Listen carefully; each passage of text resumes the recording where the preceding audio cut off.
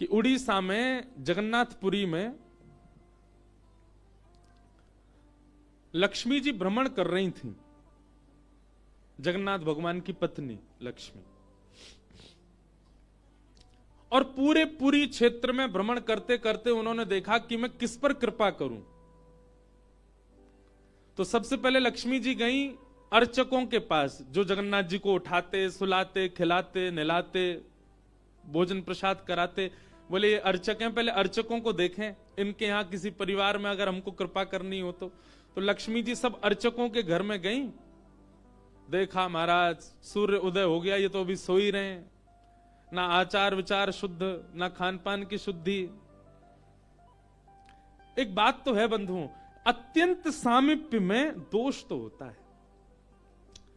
जब किसी वस्तु का बहुत सामीप्य मिल जाता है ना, तो कभी ना कभी उसकी वैल्यू समझ में नहीं आती हमको। ये हम अपने ऊपर भी कह रहे हैं, हम भी लाल जी के बहुत समीप रहते हैं ना, तो कभी कभी ऐसा होता है कि कहीं पर अव्यवस्था होती है, कहीं कथा में गए वहां थोड़ी सी अव्यवस्था है, लाल जी के अनुकूल नहीं है। जैसे कि लाल जी को देसी गैया का दूध ही आता है, जर्सी का नहीं आएगा, बाजार का नहीं आएगा। पर कई जगह ऐसे लोग हैं कथा कराने वाले, वो नहीं करते व्यवस्था, या व्यवस्था वहां कई बार होती भी नहीं। तो फिर लाल जी को हम कहते हैं, लाल जी अब यहां तो कछु दना जो है का है, आप बिना दूध के ही रहो। जबकि होना क्या चाहिए, चाहे जो हो जाए, चाहे 20 किलोमीटर दूर से आए, लाल जी के लिए दूध आना चाहिए, बिना दूध के नहीं रहते वो। लेकिन हम ठाकुर जी को ऐसे कह देते हैं, कोई बात नहीं ठाकुर जी, यहां दूध नहीं मिल रहा, 7 दिन बाद कहीं और जाएंगे, वहां तो दूध आएगा आपके लिए। अब ये अत्यंत सामीप्य, इसलिए हम ठाकुर जी से निवेदन कर रहे हैं कि आप काम चला लो।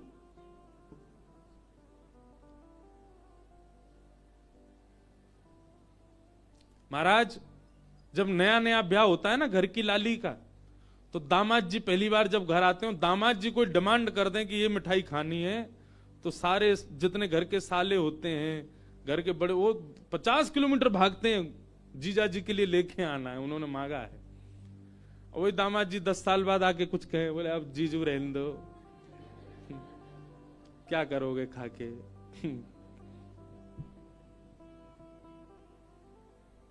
या फिर पहले ही फोन कर देते हैं, आप आएंगे, वो रास्ते में ही पड़ेगी दुकान, खुद ही लिया ना।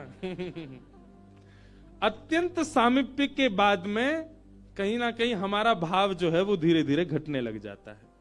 कभी कभी मैं आपसे भी निवेदन करूं, ठाकुर जी से भी विरह मांगो, हे नाथ कहीं मैं आपके बहुत समीप ना आ जाऊं, बहुत समीप आकर के कहीं मैं आपके प्रति मेरा भाव कम ना हो जाए। तो लक्ष्मी जी ने देखा महाराज सबरे पुजारी, अर्चक, साधक लेट लेट तक सो रहे हैं, ना आचार विचार शुद्ध, ना खान पान की शुद्धि, ना वस्त्रादि धुले हुए, एक ही वस्त्र हैं, 5-5 दिन तक उन्हीं को पहनने हैं। लक्ष्मी जी बोली ये मेरे रहने लायक स्थान नहीं है, इसको यहां नहीं आऊंगी मैं। और तभी लक्ष्मी जी ने आगे जाकर के देखा कि वह परिवार जिनको झाड़ू लगाने की सेवा थी, नाली आदि साफ करने की सेवा थी, जिनको मंदिर में प्रवेश तक नहीं करने दिया जाता, उनके घर में गोबर का चौका, सब ब्रह्म मुहूर्त में उठ गए हैं, तुलसी जी को जल दे रहे हैं, घर में बिल्कुल शुद्ध भोजन बन रहा है, आचार विचार की शुद्धि, हाथ स्वच्छ हैं, पैर बच, जन्म से उनकी जाति कहीं ऊंची नहीं है, लेकिन बाकी सब कुछ उनका स्वस्थ था, बिल्कुल शुद्ध था। एक बात याद रखना बंधु, लक्ष्मी जी की कृपा चाहते हैं ना, पवित्र रहना प्रारंभ कर दो। लक्ष्मी जी को पवित्रता बहुत प्रिय है। आपने आज जो वस्त्र पहने, कल अगर आपने पहन लिए, लक्ष्मी जी तुरंत चली जाएंगी। इतनी भी अपवित्रता लक्ष्मी जी को प्रिय नहीं है। लक्ष्मी जी बोली ये अच्छी है, इसके यहां मैं जाऊंगी। लक्ष्मी जी प्रत्यक्ष प्रकट हो गई उनके घर में जाकर के। अब वे तो बेचारे छोटे मोटे लोग, बेचारे ज्यादा धनवान तो थे नहीं। उन्होंने जब देखा कि अत्यंत गहने पहन रखे हैं, ऐसी मधुर सुगंधी आ रही है, रूप देख करके नेत्रों के पलक नहीं झपके जा रहे, सबने दंडवत प्रणाम किया। बोले आपका परिचय? बोले हम जगन्नाथ जी की गृहिणी हैं, साक्षात लक्ष्मी।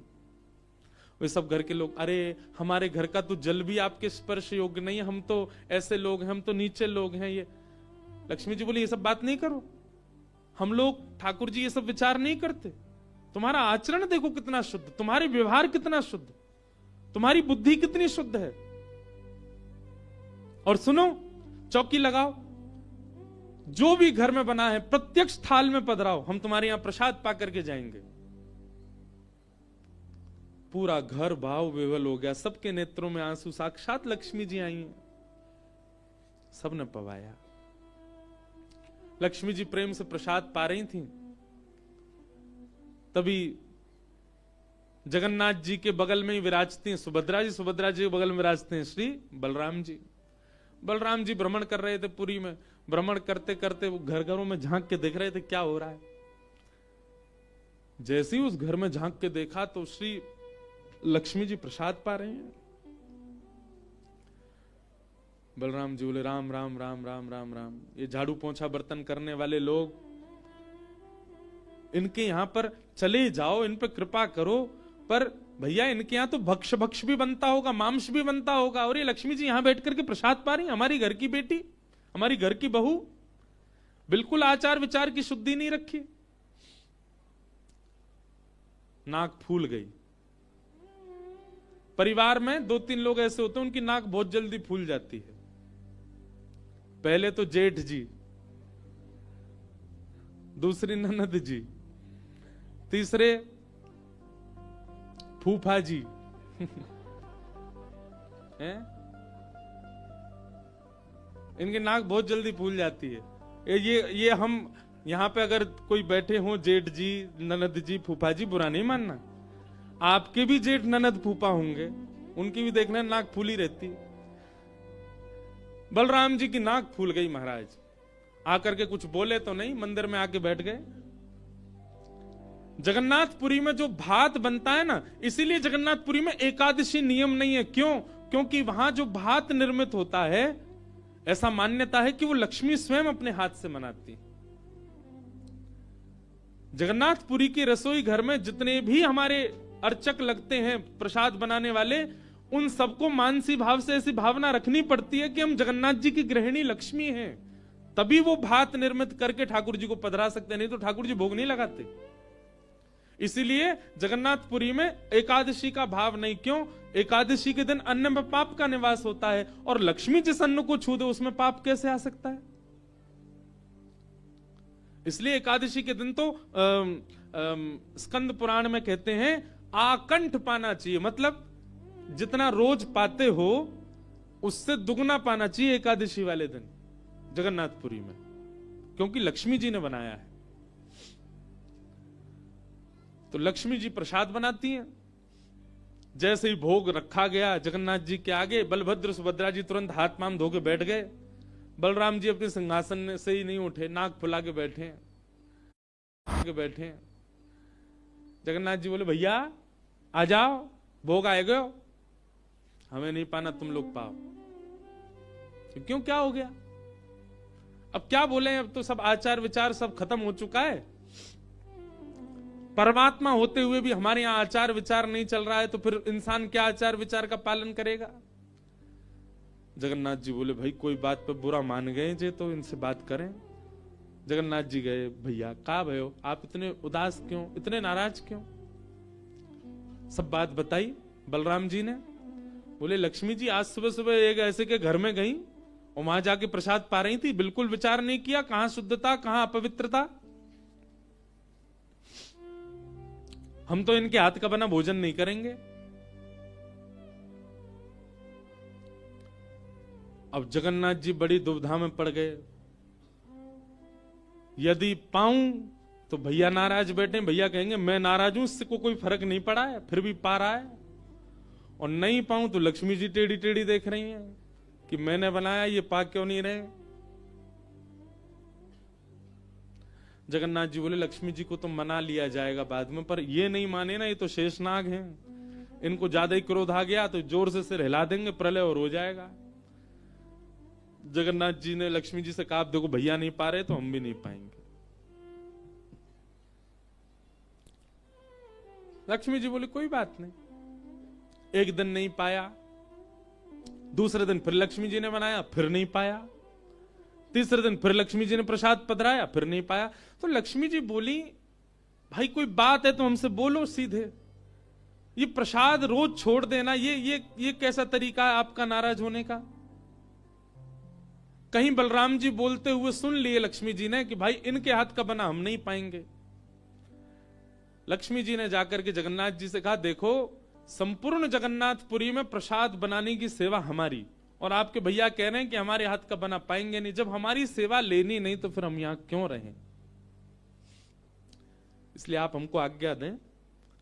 अब हम जहां हमारा सुख है हम वहां चले जाते हैं, हम चले जाते हैं श्री क्षेत्र से। जगन्नाथ प्रभु कुछ, अच्छा जगन्नाथ जी को भी लीला करनी है इसलिए वो कुछ नहीं बोले। अब कुछ नहीं बोले तो लक्ष्मी जी समझ गई, बोले मौन मतलब हां ही होता है। लक्ष्मी जी बोले ठीक है, आप लोग शयन करो। रात्रि का समय, बलभद्र सुभद्रा जगन्नाथ जी के कपाट बंद हो गए। लक्ष्मी जी बोली अब हम जा रही हैं, और मंदिर से श्री लक्ष्मी जी चली गई। प्रातः काल ब्रह्म मुहूर्त का समय हुआ। महाराज जगन्नाथ जी बलराम जी जैसे ही उठे तो क्या पाया, नीचे फर्श पे पड़े थे। कहां सोने के सिंहासन पर सोते थे, सोने के बिस्तर पर सोते थे, बढ़िया लत्ता पहन के रहते थे, गले में स्वर्ण की मालाएं, हाथ में स्वर्ण के कड़ूला, पाम में स्वर्ण के कड़ूला आदि सब पहन के सोते थे। लेकिन लक्ष्मी चली गई तो सब चला गया। सवेरे उठे तो फर्श पे पड़े थे। बलराम जी बोले, लाला जी कहाँ है वो, हमारे सिंहासन वगैरह कहां चले गए। ठाकुर जी बोले, लक्ष्मी जी चली गई ना, लक्ष्मी तो मतलब सब होता है। बलराम जी ने अपनी तिजोरी जाकर के खोली, सबरे वस्त्र चले गए, आभूषण चले गए, सब आयुध चले गए, फटे पुराने मैले कुचैले बिना धुले महीनों के सालों के वस्त्र पड़े थे। और यही होता है, लक्ष्मी जाती है तो यही रह जाता है। लेकिन बलराम जी भी अपनी पूरी उसमें थे, बोले कि हम भी कुछ नहीं कहेंगे, ठीक है जैसे हैं वैसे रह लेंगे, कोई लक्ष्मी जी के जाने से हम पे फर्क थोड़ी पड़ रहा है। चल लाला भोजन को समय है, प्रसाद पामे। ठाकुर जी बोले, कैसे प्रसाद पाएंगे, प्रसाद तो लक्ष्मी बनाती है, लक्ष्मी चली गई, खुद ही बनाना पड़ेगा। बोले हाँ हाँ, तो हम पे कोई बनावी कमी, हम दोनों मिलके बनाएंगे। कृष्ण बलराम दोनों गए रसोई घर में, जाकर के देखा तो महाराज वहां से अन्न दाल चावल सब चले गए, क्यों सब लक्ष्मी से ही आते हैं। कहां तक कहें, चूल्हा जलाने की लकड़ी भी नहीं बची, वो भी लक्ष्मी से ही आती है। लक्ष्मी गई और सारी श्री लेकर के चली गई अपने साथ। एक दिन दो दिन, अब तो दर्शनार्थी आने बंद हो गए, क्यों, मंदिर की श्री भी चली गई। जगन्नाथ जी और बलराम जी चुपचाप बैठे हैं अपने सिंहासन पर, भूखे प्यासे बेचारे, आंख बाहर निकल आई। बलराम जी बोले, लाला, बोले हाँ, 2 दिन है गए लाला, भोजन ना एक कियो, और 2 दिन पहले गुस्सा में ना कियो, 4 दिन है गए, और कछु है भी ना, कहा करें। देखो इस बात को कोई ऐसे मत ले लेना, लोग सोचने वाले यूं भी लेते हैं, बताओ महाराज जी कुछ भी बोल रहे हैं, वो साक्षात ब्रह्म है, लक्ष्मी जाने से उन पर कोई प्रभाव पड़ेगा, लक्ष्मी जाने से कोई प्रभाव नहीं पड़ता ठाकुर जी पर ठाकुर जी बलराम जी को बताना चाह रहे हैं कि भाई किसी को हेय दृष्टि से मत देखो, उसी के लिए पूरी लीला हो रही है। ठाकुर जी बोले, दाऊ दादा एक काम है सके, बोले कहा, बोले समुद्र के किनारे स्वर्ग आश्रम है जहां पर लोगों की अंत्येष्टि होती है। बोले हाँ, मैंने एक बार देखा था, वहां पे लोग कटोरा लिए बैठे रहते हैं और उनको कुछ ना कुछ मिल ही जाता है, आपकी आज्ञा हो तो वहीं चलें, कछु तो मिल जाएगा। लाला पूरी दुनिया कहा कहेगी, बताओ कृष्ण बलराम कहा कर रहे हैं ये। बोले ऐसे थोड़ी जाएंगे, रूप बदल के चलेंगे, कछु तो मिलेगा, पेट तो नहीं भरेगा हमारा, लक्ष्मी जी तो आएंगी नहीं, नाराज होके चली गई। बलराम जी बोले हाँ हाँ जान दे, ये बहू के बड़े नखरे हैं, चली गई तो काम का भूखे रहेंगे, चल लाला मेहनत करके उद्यम करके भिक्षा मांग के पालेंगे। और श्री कृष्ण बलराम दोनों छोटे से बालक का रूप धारण करके गए और स्वर्ग आश्रम के बाहर कटोरा लेके बैठ गए, कोई कुछ तो दे जाएगा। ठाकुर जी और बलराम जी अपनी झोली फैला के, जय जगन्नाथ जय जगन्नाथ, मैया तेरा भला हो कुछ दो। और कोई कुछ नहीं थे। एक ने तो डांट दिया, बोले हे छोटे बालकों क्या करते हो, विद्यालय जाया करो, पढ़ाई लिखाई किया करो, क्या बचपन में आके बैठ गए हो यहाँ पे। बलराम जी बोले, लाला ही तो बहुत डांट रही है। ठाकुर जी मनी मन कहें और कर लो अपमान लक्ष्मी जी का। इतने में ही एक महात्मा आए, उन पर धन तो था नहीं, लोग वो खाते ना मूढ़ी, भेलपूरी, झाल मूढ़ी बोलते हैं उसको, फूले फूले से होते हैं, क्या बोलते हैं उसको, मूढ़ी बोलते हैं ना, समझ गए ना सब।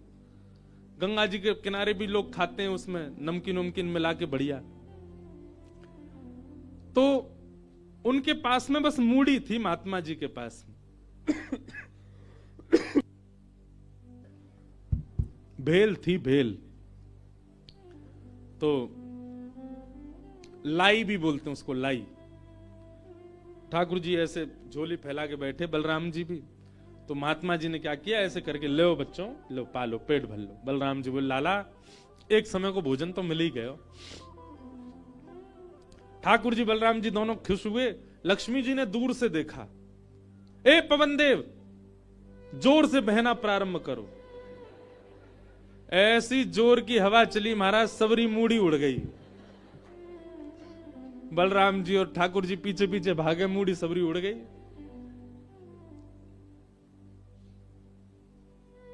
बलराम जी बोले लाला ये क्या हो गया?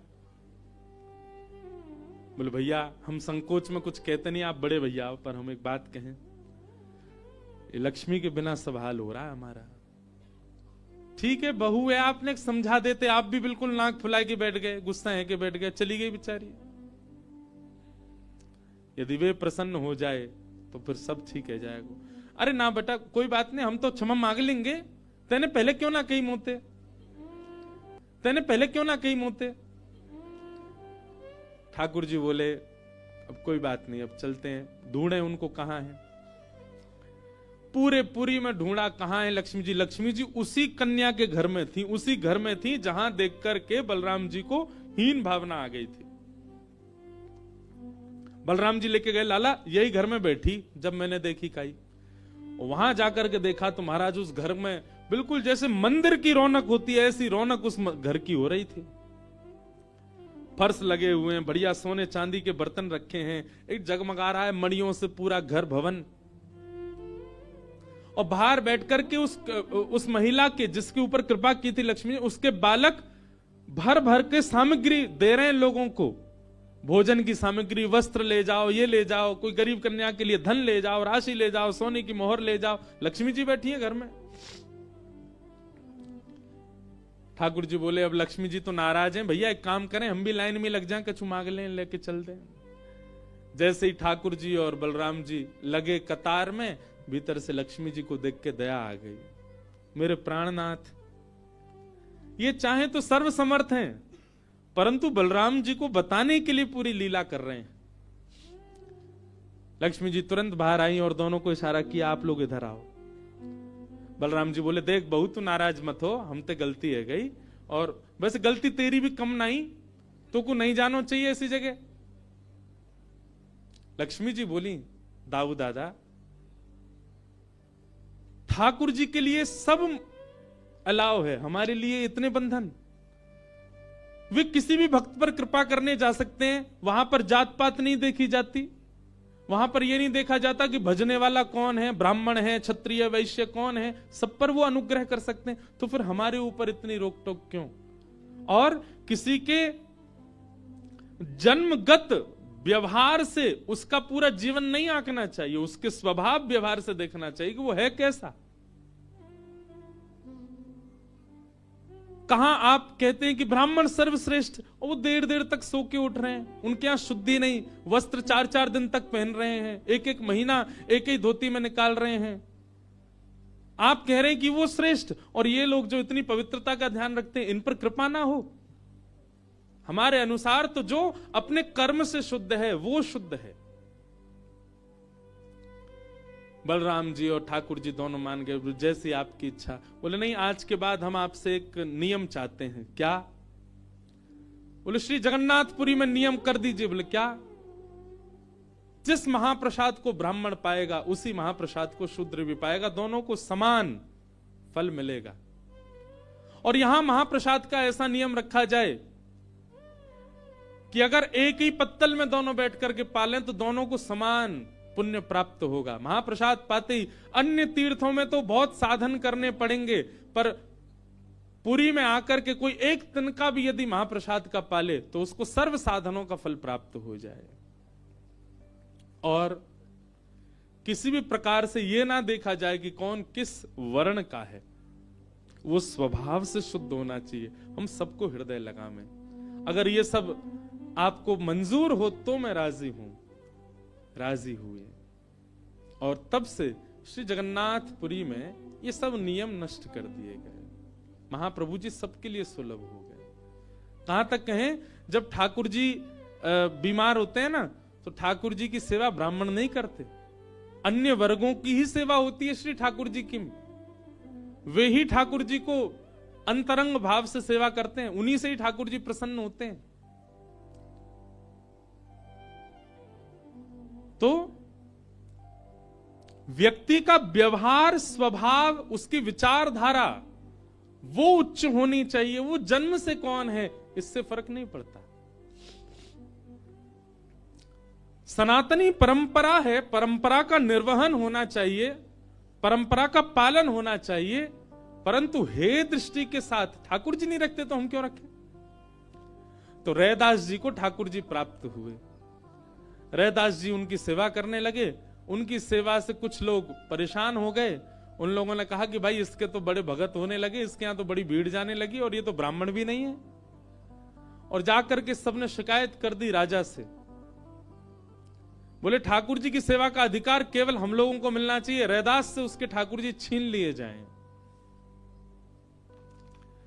राजा ने रैदास जी को ठाकुर जी सहित बुलाया और कहा, एक तरफ सब ब्राह्मण बैठे और एक तरफ रैदास जी बैठे, बीच में सिंहासन पर ठाकुर जी बैठे। जिसकी उपासना आराधना से ठाकुर जी का मुख अगर मुड़ गया, जिसकी तरफ मुड़ गया, ठाकुर जी उसके रहेंगे। फिर ब्राह्मणों ने तो वैदिक उच्चारण किए, खूब सुंदर महाराज आराधना की, ठाकुर जी यथावत रहे।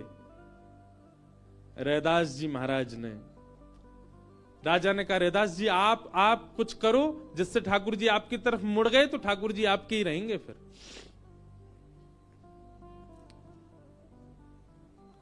रैदास जी ने एक पद गाया,